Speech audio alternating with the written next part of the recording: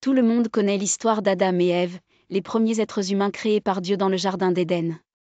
Ils en furent expulsés après avoir désobéi à l'ordre divin, et donnèrent naissance à toute l'humanité. L'histoire de leurs fils, Caïn et Abel, est également largement connue, avec la tragique rivalité entre eux qui aboutit au premier homicide de la Bible.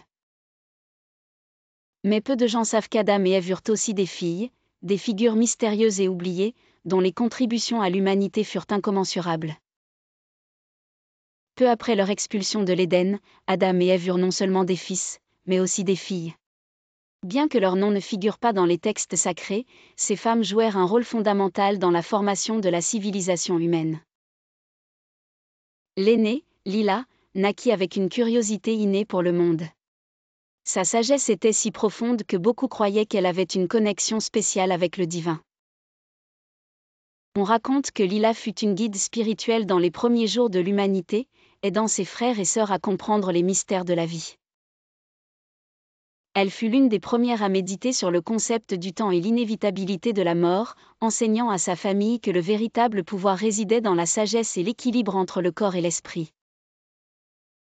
La deuxième fille, Nama, possédait une force inhabituelle, à la fois physique et mentale.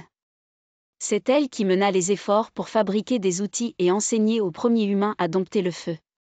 Nama fut une inventrice, responsable de la création des bases des premières sociétés. Tandis que les hommes chassaient et se disputaient le pouvoir, Nama veillait à ce que la communauté ait abri et nourriture. Elle défia également le rôle que les femmes occupaient habituellement.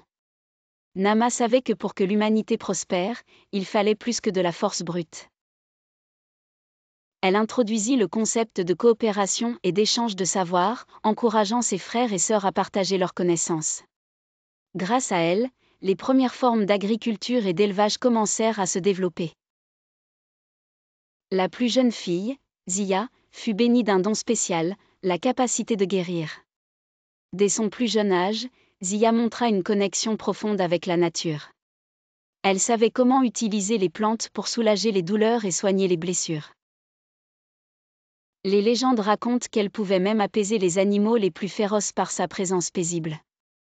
Zia devint la première guérisseuse, et ses connaissances sur les herbes et les propriétés curatives des plantes furent transmises de génération en génération. À une époque de grands défis, où maladies et blessures menaçaient constamment la survie humaine, Zia était une figure indispensable pour la communauté. Au fil des ans, les histoires des filles d'Adam et Ève se sont perdues.